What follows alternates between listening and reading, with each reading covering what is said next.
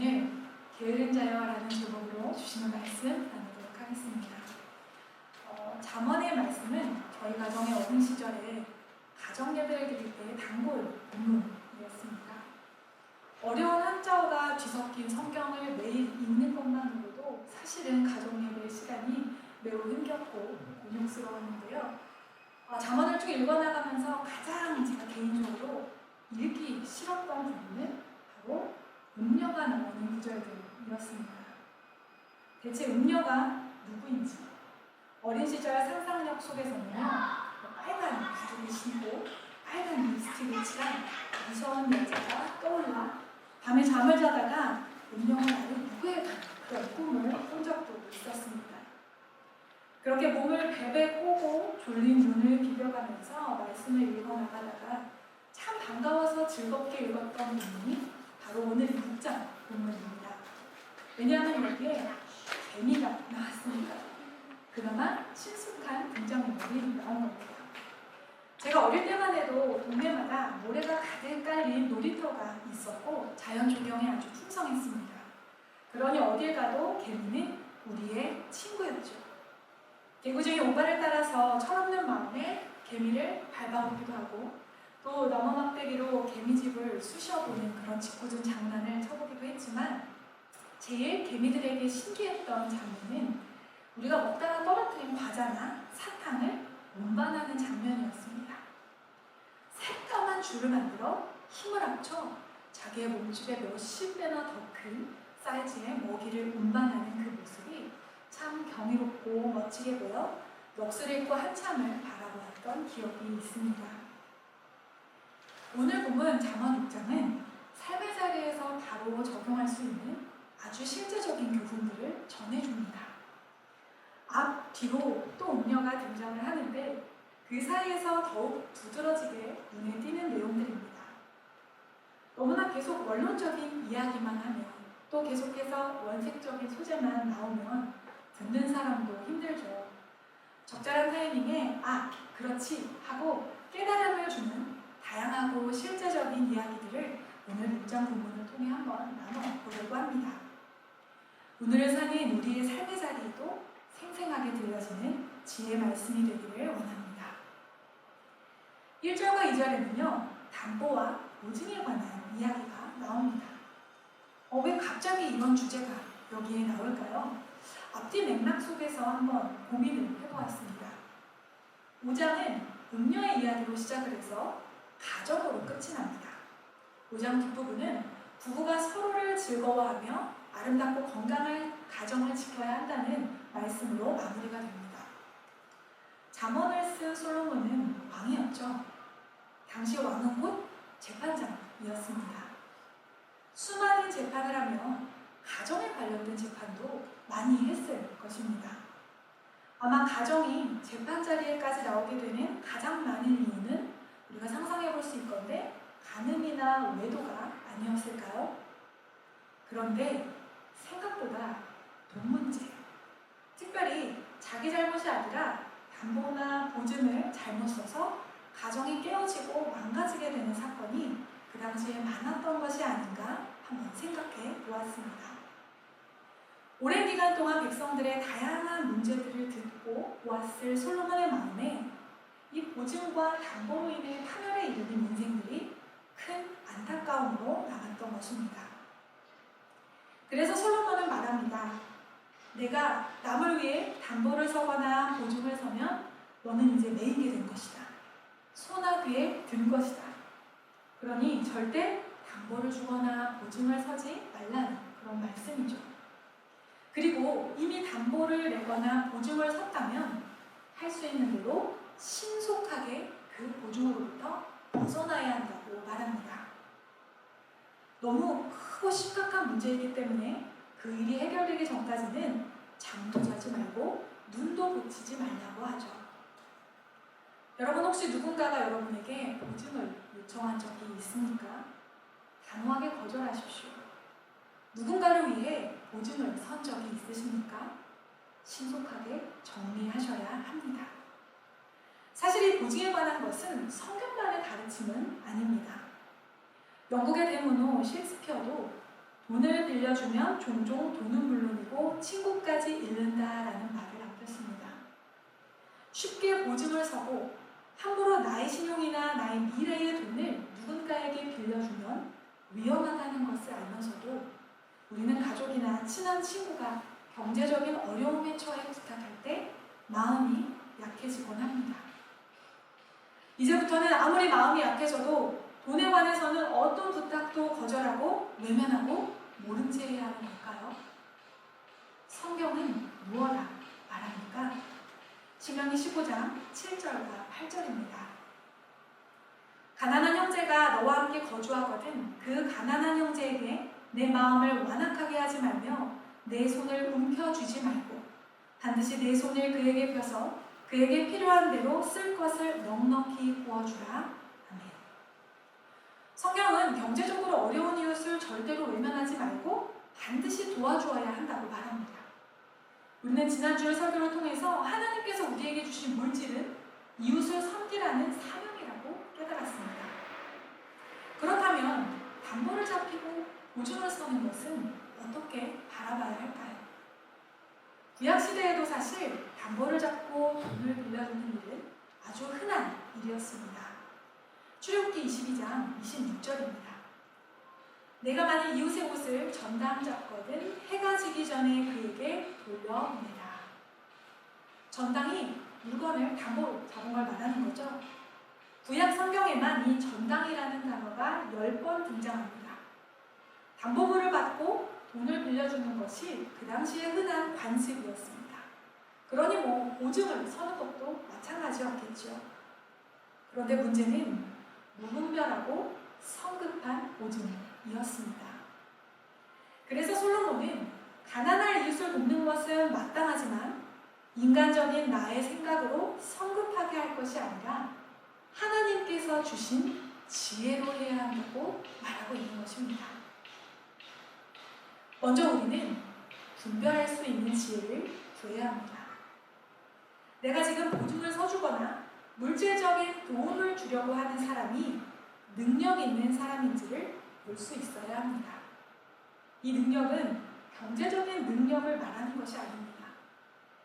자신이 받은 금전적인 도움에 감사하고 성실하게 살고 열심히 일해서 빚진 것을 갚을 수 있고 보답할 수 있는 그런 능력을 말하는 것입니다. 게으르고 나태해서 경제활동을 할 의지가 없는 사람, 악하거나 불완전한 일을 도모하기 위해 돈을 구하는 사람은 안 됩니다. 또 개인의 유익과 만족과 사치를 위해 더 많은 돈을 필요로 하는 사람은 걸러내야 합니다. 내게 주신 소중한 물질이 가치 있게 쓰일 수 있도록 능력 있는 자를 분별하여 도와주고 또 보증할 수 있어야 합니다. 또한 우리는 자신의 능력을 정확히 아는 지혜를 구해야 합니다. 자기가 가진 능력을 넘어서서 남을 돕기 위해 무리하면 안 된다는 말씀입니다. 내가 누군가의 인생을 책임질 수 있다는 교만과 착각을 버려야 합니다. 내가 가지고 있는 모든 물질과 능력의 주인은 하나님이십니다. 그러니 하나님께서 허락하신 범위 내에서 지금 내 수중에 허락하신 그 범위 내에서 사용해야 합니다. 하굣길에 둘째 아이를 데리러 갔는데 어느 날 딸아이의 반 친구가 저한테 대뜸 오늘 몇 시까지 놀러 가면 돼요? 라고 묻는 겁니다. 응? 그게 무슨 소리니? 라고 물었더니 소은이가 자기 집에서 플레이데이트 하자고 오늘 우리 집에 오라고 초대를 했다는 겁니다. 저는 전혀 몰랐던 일이죠. 엄마의 시간은, 나의 스케줄은, 나의 일생은 너의 시간과 공간이 너만의 것이니? 라는 생각에 괘씸한 마음이 들었습니다. 내 마음대로 그렇게 사용하면 안 된다는 것을 알려주었습니다. 하나님이 주셨는데 내 마음대로 사용하는 게 참 많습니다. 시간, 관계, 물질 등 주인의 허락 없이 나의 체면을 위해, 나의 사회적 위신을 위해, 인간 관계를 유지하기 위해 함부로 약속하고 누군가를 책임지려고 하면 안 됩니다. 메리트 자산운용의 대표이자 크리스천으로 잘 알려진 존 미가 한 간증 프로에서 이렇게 말했습니다. 지금 내가 누리고 있는 이 돈이 있기까지 많은 이들의 헌신과 공헌이 있는데 자기 혼자만의 것인 양 사용하면 안 된다는 것입니다. 돈이 자기 것이라고 생각해서 가난한 자들을 게으르고 무능하다고 얕잡아보고 또 이 돈으로 내가 누군가의 삶을 살릴 수 있고 다스릴 수 있다고 생각하는 것이 교만입니다. 돈은 나 혼자 잘해서 번 돈이 아닙니다. 가족들의 희생과 헌신이 있고 나의 사업과 직장을 위한 누군가의 간절한 기도가 있고 무엇보다 사명으로 돈을 사용하도록 허락하신 하나님께서 주신 것입니다. 누군가를 도울 때에도 돈을 사용하는 데 있어서도 우리에게 하나님의 지혜가 넘치기를 원합니다. 내게 주신 귀한 물질이 가치 있는 곳에 흘러가고 사용되도록 누군가를 정말로 살게 하는 일에 쓰이도록 그것이 내 것인 양 내 마음대로 무분별하게 쓰는 것이 아니라 물질에 담긴 하나님의 마음과 많은 이들의 헌신과 희생이 빛을 발하도록 그렇게 지혜롭게 사용하는 우리가 되기를 원합니다. 이어서 본문은 또 다른 새로운 주제인 게으름에 대해서 이야기를 하고 있습니다. 6절에서 11절까지의 부분인데요. 요약하자면 감독자 없이도 부지런히 미래를 대비해 일하고 있는 개미를 보고 게으름을 떨쳐내라는 말씀입니다. 어린 시절 즐겁게 읽었던 무화, 개미와 백장의 이야기가 생각나죠. 여러분은 개미과이십니까? 백장이과이십니까? 요즘은 개미보다 백장이가 더 나은 삶을 사는 시대라고 합니다. 개미처럼 열심히 일만 하는 사람은 산업혁명 시대에나 어울렸고 다양성이 존중되는 지금 이 시대, 4차 산업혁명 시대에는 백장이처럼 자기 분야 하나 제대로 파고들거나 창의적인 사람이 오히려 더 잘 사는 시대라고 합니다. 그런데도 개미처럼 부지런하라는 오늘 잠언의 말씀은 오늘을 사는 우리에게 어떤 가르침을 줄까요? 첫 번째로 말 그대로 부지런하게 살라는 말씀입니다. 주신 시간을 부지런하고 성실하게 또 열심히 살라는 말입니다. 열심히 일해야 가난과 궁핍을 극복하고 살아갈 수 있습니다. 시간의 주인도 하나님이십니다. 그러니 내게 주신 인생이라는 시간을 낭비해서는 안 됩니다. 하나님의 뜻에 맞게 부지런하게 열심히 살아야죠. 또한 시간은 나 혼자만의 것이 아닙니다. 워킹맘으로 지금껏 살면서 제가 하나님의 사역에 집중할 수 있는 이 시간을 얻은 것은 갓난쟁이 때부터 엄마와 떨어져 어린이집 생활을 해야 했던 우리 아이들의 희생 덕분입니다. 또한 나를 이 세상에 낳아주시고 길러주시고 필요한 교육을 받게 헌신해주신 부모님이 만들어주신 시간입니다.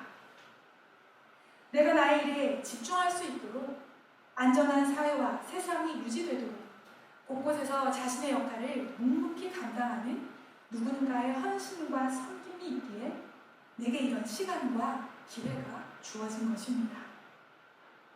어느 것도 내 것이 아니기에 우리는 주신 시간을 최선을 다해서 열심히 부지런히 살아야 하고 그런 나의 부지런한 삶이 또 다른 누군가를 살게 하고 또 안전하게 할 수 있습니다.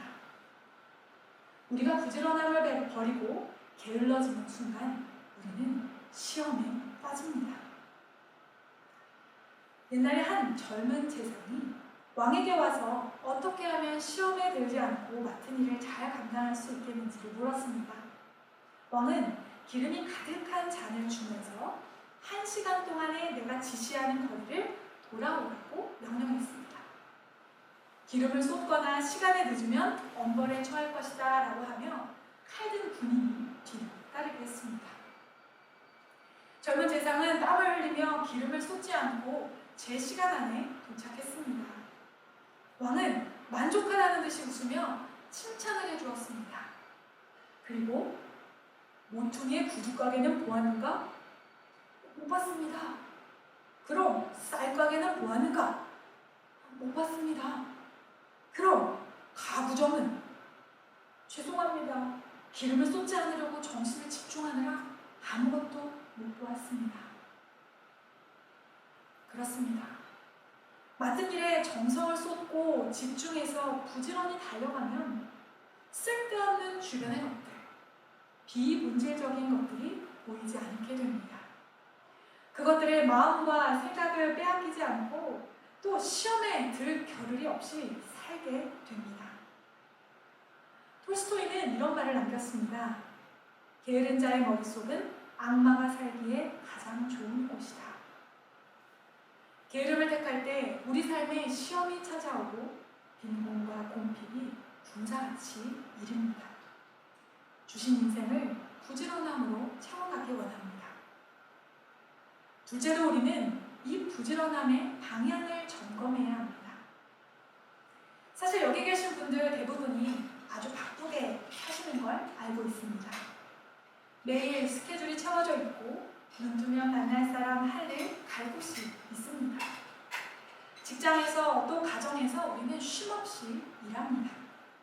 그래서 나는 게으르지 않다 생각합니다. 그런데 어떤 목사님이 이런 말씀을 하셨습니다.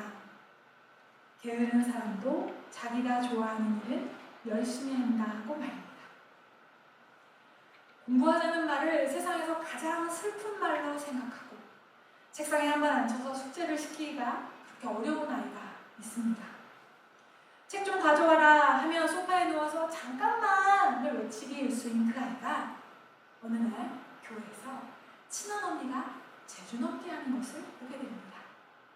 세상에, 사람이 어떻게 저런 멋진 동작을 할 수 있지? 그리고 그날부터 밥 먹고 잠잘 때를 제외하고는 맨날 제주 넘기를 연습합니다. 그리고 완벽하게 해냅니다. 누가 훌렁훌렁합니다. 어떻게 사람이 허리로 저런 걸 저렇게 돌릴 수 있지? 그날부터 밥 먹고 잠잘 때를 빼고는 훌렁훌렁 돌립니다. 그리고 해냅니다. 아, 사람은 자기가 원하고 열망하는 일에는 누구도 예외 없이 부지런해지는구나. 그러나 자기가 하기 싫은 일, 관심 없는 일에는 한없이 게을러진다는 사실을 발견했습니다. 온종일 빈둥대며 스마트폰만 들여다보는 사람이 있습니다. 침대와 하나가 되어 뒹굴뒹굴 스마트폰을 보다가 그만 배터리가 다 돼서 스마트폰이 꺼집니다. 이 사람은 어떻게 할까요? 너무나 게을러서 스마트폰 보기를 포기할까요? 아니요. 신속하게 일어나 충전선을 찾아 꽂을 것입니다. 충전선이 없다면 어떻게 할까요? 아마 뛰쳐나가 충전선을 구입하겠죠.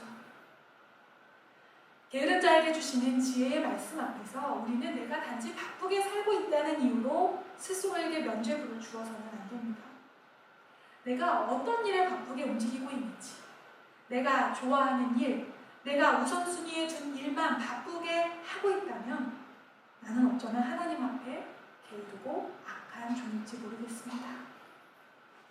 우리가 잘 아는 바리새인은 정말 부지런한 사람들이었죠. 613개나 되는 율법을 외우고 기억하고 지키기 위해 아침에 눈 뜰 때부터 잠자리에 들 때까지 열심을 내었던 사람들이었습니다. 하나님을 향한 그 열심에서 시작된 선한 부지런함이 잘못된 방향으로 가다 보니 다른 사람의 죄를 찾아내고 잘못을 꼬집어내고 내가 의로워지는 열심으로 구부러지고 맙니다. 하나님 앞에 나의 부지런함과 열심의 방향을 점검해야 합니다. 예전에 교회에서 신앙생활을 오래 했는데도 참 예배의 자리를 들쑥날쑥 하시는 성도님이 있었습니다. 사랑으로 이 성도님을 관리하기 위해 안 나오시는 주일마다 열심히 연락을 드립니다. 한 주는 회사에 출근하셨습니다. 또 한 주는 공부를 치러 가셨다고 합니다. 그리고 또 한 주는 부모님 모시고 여행을 갔다 오십니다. 또 한 주는 자녀가 시험 기간이라 학원도 데려다주고 챙겨줬어야 한다고 합니다. 이유가 단 20가지가 됩니다. 이 20가지 이유를 분석해보면요, 이 성도님은 정말로 바쁘고 부지런한 삶을 사는 분입니다. 매 주말을 쪼개서 일도 하고 여행도 가고 가족도 챙기고 있으니까요. 그러던 어느 날 또 주일에 안 보여 연락을 드렸습니다. 여행 가셨나요? 아프셨나요? 아니면 시험이었나요? 그런데 그날은 뜻밖의 대답이 돌아왔습니다. 아니요, 이번 주일은 그냥 귀찮았어요. 참 솔직해서 웃었고 안타까워서 눈물도 났습니다. 이쯤 되면 교회를 안 나오는 열심을 칭찬해 드려야 하지 않을까요? 나의 열심이 무엇을 향한 열심입니까? 하나님과 전혀 상관없는 것들, 성공을 위한 나의 계획의 성취, 세속적 가치, 즐거움, 쾌락, 물질, 자녀의 성공, 이런 것들을 위해 살면서 내가 부지런하게 살고 있다고 착각하고 있지 않습니까? 하나님을 향한 열심이 모든 것의 기본입니다. 그분을 열심히 만나야, 그분을 열심히 알아야 내 인생의 목적과 방향을 분명히 깨닫고 의미를 찾고 사명을 발견해서 바르게 살아가게 됩니다. 영적인 게으름에서 벗어나기 원합니다. 하나님을 열심히 알기 위해 부지런히 살기 원합니다. 하나님 앞에 어떤 핑계도 없습니다. 어느 날 하나님 앞에 설 때 네가 진정으로 부지런한 삶을 살았구나, 내가 나를 아는 일에 열심히 노력했구나, 인정받고 칭찬받는 우리가 되기를 원합니다. 이어서 오늘 본문은 악하고 불량한 자들의 행실과 여호와께서 미워하시는 것을 주의하라고 말합니다. 악하고 불량한 자들의 행실은 구부러진 말로 나타납니다. 저번에 나오는 구부러진 말은요, 진실을 왜곡하는 말을 의미합니다. 쉽게 말하면 거짓말 같은 것입니다. 사실을 있는 그대로 전하거나 있는 그대로 받아들이지 않고 자신의 감정이나 해석을 담아 왜곡해서 전달하는 사람들이 있습니다. 이런 사람들은 절대 혼자 하지 않아요. 꼭 무리를 만듭니다. 그래서 손짓, 발짓, 손가락질을 서로 주고받으며 한 팀을 이루게 됩니다. 그리고 다툼과 분열을 만들죠. 하나님은요, 말씀으로 세상을 창조하셨습니다. 말에는 창조의 능력이 있습니다. 하나님의 형상으로 지음받은 우리의 말에도 생명 창조의 능력이 있습니다. 내가 하는 말이 없었던 사건을 만들기도 하고 상대방의 감정을 창조해내기도 합니다. 내가 하는 말이 누군가를 살게 하기도 하고 죽게 하기도 합니다. 내 감정을 해소하기 위해, 진실을 왜곡하고 누군가를 깎아내리기 위해, 나는 옳고 너는 틀리기 위해 함부로 말을 지어내거나 내어뱉어서는 안 됩니다. 심리학자이자 정신과 의사였던 칼 구스타브 융의 심리학 중에 섀도우 이론이 있습니다. 인간의 심성 밖으로 드러나는 밝은 성질과는 대비되는 밖으로 드러나지 않는 어두운 성질을 섀도우라고 말합니다. 무의식적으로 우리가 이것을 내면에 계속 감추려고 하기 때문에 외부로는 드러나지 않는 우리의 약한 부분, 열등한 부분, 악한 면, 부정한 모습, 부끄러운 것들을 말합니다. 사람은 이런 부정적인 측면을 드러내지 않으려고 스스로 억압하게 되고, 또 우리는 무의식 쪽에서 자동으로 이 억압된 부정적 자아에 대한 책임을 돌릴 대상을 바깥에서 찾습니다. 내가 문제가 있는 게 아니라 너가 문제가 있는 거야 라고 책임을 전가할 대상을 찾게 되는 거죠. 이것을 심리학적 용어로 투사라고 말합니다. 예를 들면 이런 겁니다.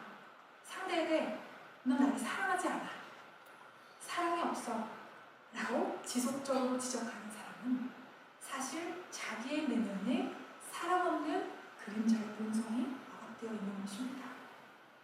저 사람은 왜 이렇게 부정적이야?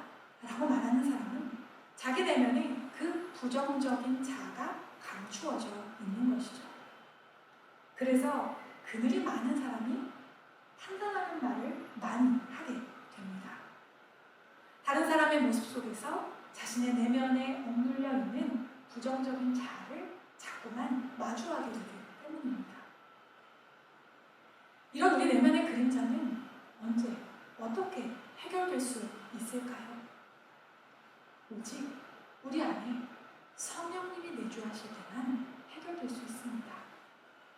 우리가 예수 그리스도 안에 거하고 예수님이 내 안에 거하실 때 내 안에 깊이 감춰진 나의 부정적인 자아가 고쳐지고 변화되어 세상과 타인을 똑바로 보고 있는 그대로 받아들이며 사랑할 수 있게 됩니다. 여호와께서 미워하시는 것들이 있습니다. 오늘 본문 16절에서 19절을 같이 읽어볼까요? 여호와께서 미워하시는 것 곧 그의 마음에 싫어하시는 것이 17가지이니 곧 교만한 눈과 거짓된 혀와 무죄한 자의 피를 흘리는 손과 악한 기교를 꾀하는 마음과 빨리 악으로 달려가는 발과 거짓을 말하는 망령된 증인과 및 형제 사이를 이간하는 자이니라. 사랑의 하나님도 이렇게 미워하고 싫어하는 것이 있다는 사실이 위로가 되고, 또 이렇게 구체적으로 이거 17가지야 라고 알려주시니까 이것들만이라도 조심하면 되겠구나 라는 사실이 우리에게 또한 위로가 됩니다. 여호와는 교만한 눈을 싫어하십니다. 다른 사람을 얕잡아보고 깔보고 무시하거나 경멸하는 것은 안 됩니다. 내가 가진 어떤 것으로도 우리는 다른 인격 앞에서 절대로 교만해서는 안 됩니다. 또한 거짓된 혀를 싫어하십니다. 나의 유리함과 유익을 위해 진실을 왜곡하고 다른 사람을 선동하고 자신의 뜻을 관철하는 말을 해서는 안 됩니다. 하나님은 무죄한 자의 피를 흘리는 손을 미워하십니다. 전쟁과 테러의 일들, 온라인이라는 공간에서 익명성에 숨어 마녀 사냥을 하고 여론몰이를 하며 한 사람의 인격을 죽이는 일들을 멈춰야 합니다. 악한 개교를 꾀하는 마음과 빨리 악으로 달려가는 발을 미워하십니다.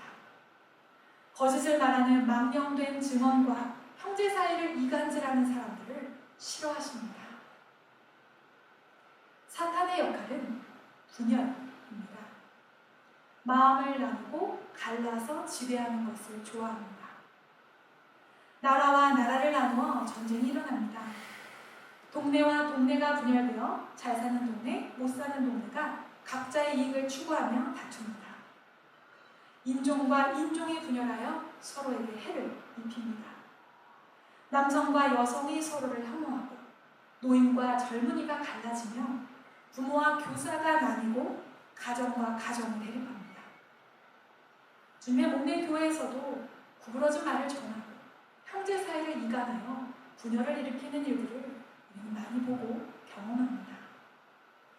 그러나 하나님의 사람들은 갈라지게 하는 사람들이 아닙니다. 연결하는 자들입니다. 다리를 놓는 사람들입니다. 예수님께서 하나님과 우리 사이에 다리가 되어주심으로 구원의 역사를 완성하셨기 때문입니다. 지혜는 머릿속에 갇혀있는 함정적인 지식을 말하는 것이 아닙니다. 지혜는 새겨진 글자나 그저 구조로 전수되는 좋은 이야기를 말하지 않습니다. 지혜는 우리 삶에서 동사가 되어 실현되고 이루어지는 말씀입니다. 22살이 되던 해 처음으로 가족과 부모님을 떠나 먼 나라에서 1년을 살게 되었습니다. 낯선 사람과 함께 밤을 쉬어하고 하루하루 주어진 일을 하고 또 언어와 문화가 다른 사람들과 일하는 것이 22살의 저에게는 참 버거웠습니다.